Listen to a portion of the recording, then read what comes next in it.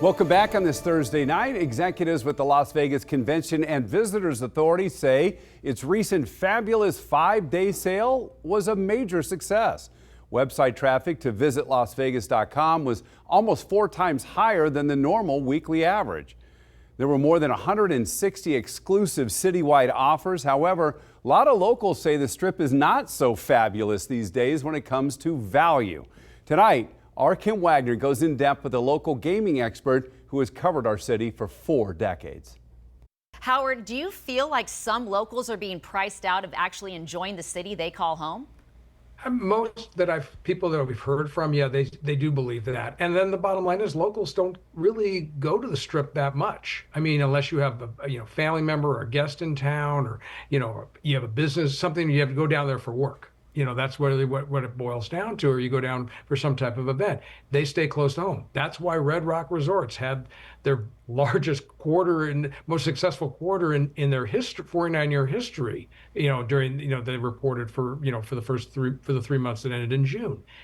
They can people go. They don't have paid parking. Boyd gaming properties don't have paid parking. I mean, that's really where locals go. You don't really go to the Strip as much as we used to maybe back in the day. And I've been here over 40 years now. You are so right. Also, on one of the earnings calls, an executive for Red Rock Resorts talking about how they are starting to see not just the locals going to Durango Resort and Red Rock Resort in Green Valley and the like, that they're starting to siphon off some of the visitors from the Strip. Do you think that Strip operators are going to get this message?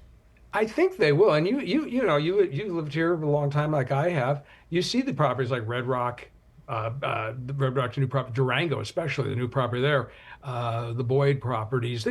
They have things that you would see on the Strip. But it's a little more geared toward locals. They have nice restaurants. They also have movie theaters. I mean, that's what we all go there for the movies and have dinner afterward. I mean, that's I think they're maybe getting that message now on the Strip, and I think that's something. This week is Global Gaming Expo. We're going to hear from some gaming executives. They're going to talk about, I'm sure, the Strip and the differences between the Strip and the locals market. So yeah, I think they're starting to get the message. Whether that boils down into deals for locals, I don't know. Maybe that may be the next step down the road for the Strip operators. One thing I noticed just as a traveler myself, my husband and I had our 25th wedding anniversary, so we were able to do a little touring of Europe, and I could not believe right across from the Colosseum in Rome at a restaurant where I felt like, we were in a movie. We were so close to this iconic destination. We paid $8 for a vodka and $8 for a glass of wine. Here in Las Vegas, even if you're interior in a restaurant, not even taking in the view of the Strip, you can pay $25 for a cocktail. Is this something that you hear people complaining about? Oh, that is blasted out throughout the internet now. That's what social media has become. It just becomes the venting form for people. Yeah, I mean, and whether or not that's going to change, I mean, prices have gone up over time, and we always heard about the $5 buffet, the Chuck Wagon buffet. It's changed because the market has changed. I mean, we have 43 million visitors a year come in here. We have large convention facilities that nobody else has as many large convention facilities as we have. And with pro sports now, with the Raiders and the Knights, it has changed. I don't know if they can roll back to those days. It's just going to take some other type of marketing maneuvering and deals by these properties to keep the visitors coming and keep people happy. And if you're going to market Las Vegas as a true value, then there better be some value here when people get to Las Vegas.